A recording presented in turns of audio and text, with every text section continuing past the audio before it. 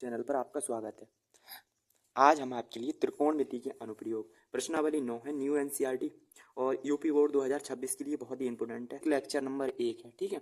और अगर आपने त्रिकोणमिति के लेक्चर नहीं देखे हैं तो आप जाकर देख सकते हैं डिस्क्रिप्शन बॉक्स में, और प्लेलिस्ट बनी हुई है, ठीक है।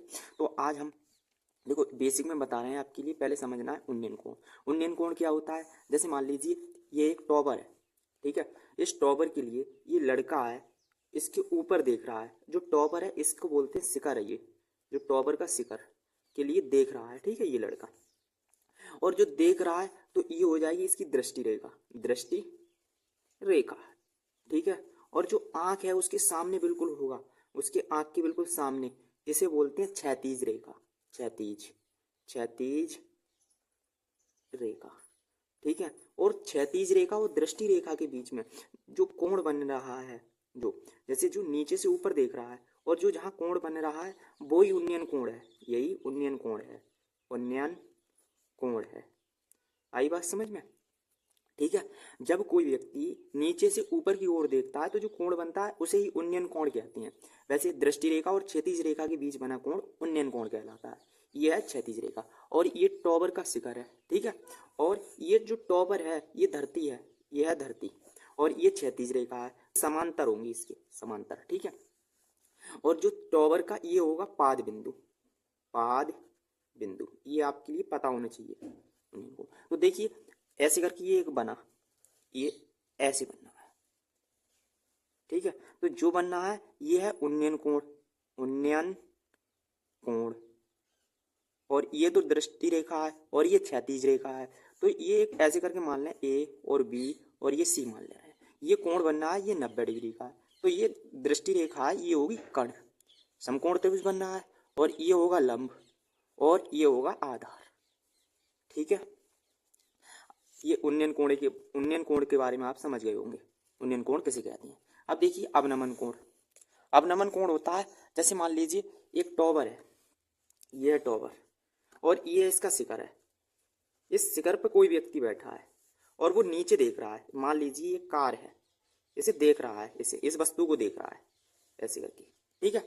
और देखो यहाँ बैठा है और ये होगी उसकी क्षैतिज रेखा, क्षैतिज रेखा, ठीक है। और ये है इसकी दृष्टि रेखा, दृष्टि रेखा। और दृष्टि रेखा है तो जो क्षैतिज रेखा और दृष्टि रेखा के बीच में जो कोण बन रहा है ये है अवनमन कोण, इसे बोलेंगे अवनमन कोण है, अवनमन कोण। जब कोई व्यक्ति ऊपर से नीचे की ओर देखे तो उसे अवनमन कोण कहते हैं, ठीक है। और एक चीज और बताएं, और यह है देखो क्षैतिज रेखा ये वाली है तो ये भी एक क्षैतिज ही बनेगी ऐसे करके। ये मीनार का, ये है पाद बिंदु, मीनार का पाद बिंदु, ठीक है। तो जो ये वाला कोण है ऐसे करके देखो, ये एक रेखा है और एक ऐसे करके जा रही है और ये ऐसी लाइन बन रही है। तो एक कक्षा 9 में आप एक फिर में पढ़े हैं, ये वाला कोण और ये कोण बराबर होगा जब दो समांतर रेखाएं, ये वाली रेखा इसके समांतर है, समांतर रेखाओं को ये एक तिर्यक रेखा काटे तो ये जो कोण बनता है और ये वाला कोण भी बराबर होगा। यहाँ जितना कोण बनेगा वो उतना ही कोण यहाँ बनेगा। जैसे मान लीजिए यहाँ बनना है x डिग्री का कोण तो यहाँ भी बनेगा x डिग्री का। अवनमन कोण होगा जब कोई व्यक्ति ऊपर से नीचे की ओर देखे तो उसे अवनमन कोण कहते हैं, ठीक है। अब देखिए त्रिकोणमिति कुछ अनुपात आपके लिए पता होना चाहिए। त्रिकोणमिति अनुपात जैसे साइन ए बराबर होता है लंब बट्टे कर्ण, और कॉस का अनुपात होता है आधार बट्टे कर्ण, और जो टेन का अनुपात होता है टेन ए बराबर लंब बट्टे आधार, और कॉट ए का अनुपात होता है आधार बट्टे लंब, और सेक ए का अनुपात होता है कर्ण बट्टे आधार, और कॉसेक ए का जो अनुपात होता है वो होता है कर्ण बट्टे लंब। याद करने की विधि भी बताई थी हमने, लाल बटे कक्का, ठीक है। तो ये साइन, ये होता है साइन का, ये साइन का, ये कॉस का होता है, और ये होता है टेन का, टेन का। अगर इसका उल्टा कर दें तो कक्का बट्टे लाल हो जाएगा, कक्का बट्टे लाल। तो ये हो जाएगा कॉट का, कॉट ए का, और ये होगा सेक का, सेक ए का, और ये होगा कॉसेक ए का। ये याद करने की विधि। तो आपके लिए साइन कॉस और टेन ये ज्यादा यूज होंगे इसमें, ठीक है। अब देखिए कुछ विशिष्ट कोणों के मान भी याद होना चाहिए आप। कुछ विशिष्ट कोणों के त्रिकोणमितीय अनुपात याद होना चाहिए। जैसे साइन 0 का मान 0 होता है, साइन 23 का मान 1/2, साइन 45 का मान 1/√2, और जो साइन 60 का मान होता है वो होता है √3/2, साइन 90 का मान होता है 1, ऐसे कॉस 0 का मान 1, कॉस 30 का मान 1 √3/2, कॉस 45 का मान 1/√2, और कॉस 60 का मान √1/2, कॉस 90 का मान 0। आपके लिए ये टेबल याद होना चाहिए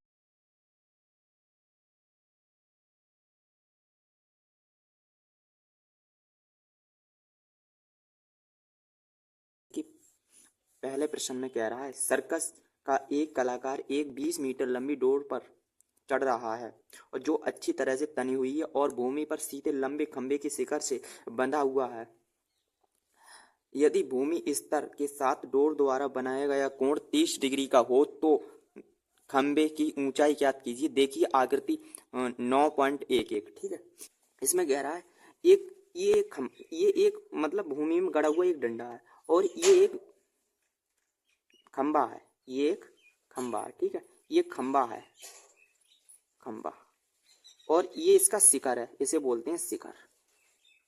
शिखर जो ये डोरी इस खंबे के शिखर से और जो गड़ा हुआ डंडा है उससे बढ़िया करके बंधी हुई है और इसकी जो लंबाई है 20 मीटर है।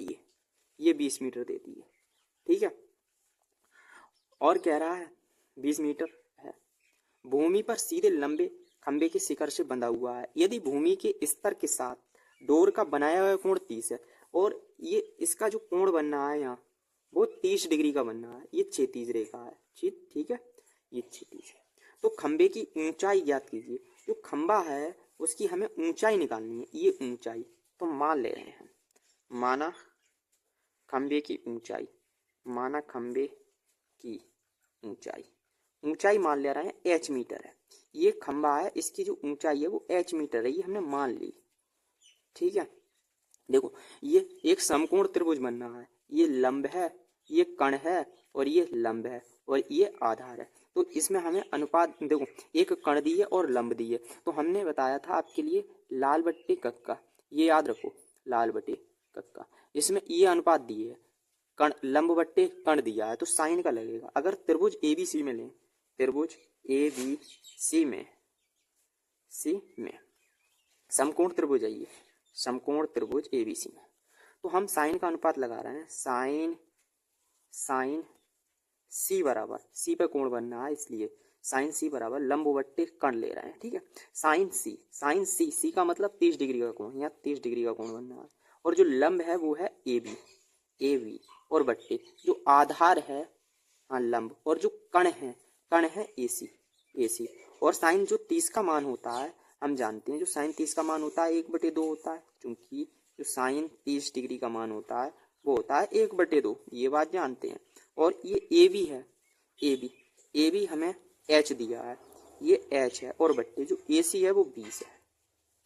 अब इसमें हम त्रिय गुणा कर रहे हैं, त्रिय गुणा, H की गुणा कर रहे हैं 2 से और बराबर 1 की गुणा कर रहे हैं 20 में, तो ये हो जाएंगे 20 एकम 20 और गुणा में 2 तो भाग में आ जाएंगे, 2 से कट जाएंगे, 2 दहाई 20, तो H बराबर आया 10 आया। जो इसकी लंबाई खंबे की होगी वो 10 मीटर होगी। अतः करके लिख दो, अतः खंबे की ऊंचाई, अतः खंबे की ऊंचाई H मानी थी हमने, H मीटर, H की जगह आया है वो 10 मीटर होगी। यही आपका आंसर होगा। अब देखिए दूसरा प्रश्न में कह रहा है, दूसरे में आंधी आने से एक पेड़ टूट जाता है और टूटा हुआ भाग इस तरह मुड़ जाता है कि पेड़ का शिखर जमीन को छूने लगता है और इसके साथ 30 डिग्री का कोण बनाता है। पेड़ के पाद बिंदु की दूरी जहाँ पेड़ का शिखर जमीन को छूता है वह 8 मीटर है, तो पेड़ की ऊंचाई ज्ञात कीजिए, ये कह रहा है सवाल में। तो देखिए ये हमने मान लिया एक पेड़ है और ये बीच में से टूट गया और इसका जो शिखर है वो जमीन को छू रहा है, इसके लिए जमीन के लिए छू रहा है, और जमीन के लिए जिस साथ छू रहा है वो 30 डिग्री का कोण बनाता है। ये पेड़ जैसे कि यहाँ से ऐसे टूटा और यहाँ पर ऐसे मुड़ के आ गया, ये तो ये 30 डिग्री का कोण बना रहा है, 30 डिग्री का। ठीक है, जमीन के साथ, ये है जमीन, ये जमीन है, ये पेड़ है। ठीक है, ये पेड़ की ऊंचाई है टोटल। पेड़ के पाद बिंदु की दूरी, पेड़ के जो है पेड़ और जो है पाद बिंदु, ये पाद बिंदु है जहां पेड़ का शिखर जमीन को छूता है, ये शिखर है पेड़ का, ये शिखर है पेड़ का, और ये जमीन को छू रहा है, छूता है वह 8 मीटर है। मतलब जो पाद बिंदु से और शिखर है जो 8 मीटर है, यहाँ तक 8 मीटर, ये शिखर यहाँ पर आया है, तो ये ए मान ले रहे हैं, ये बी है, ये सी है और ये डी है। देखो ये यहाँ से टूट के आया तो ये वाली लाइन और ये वाली लाइन मतलब ये बराबर होगी, ठीक है। जो डीसी है वो बराबर होगी काय के एसी के, और हमसे पेड़ की ऊंचाई निकलवा रहा है, तो पेड़ की जो ऊंचाई निकालनी है तो देखो एक बीसी मानते हैं, माना पेड़ की जो ऊंचाई होगी वो होगी बीसी प्लस डीसी या सी डी, इतने मीटर होगी, ठीक है पेड़ की ऊंचाई। ये 8 मीटर तो दे ही दी है,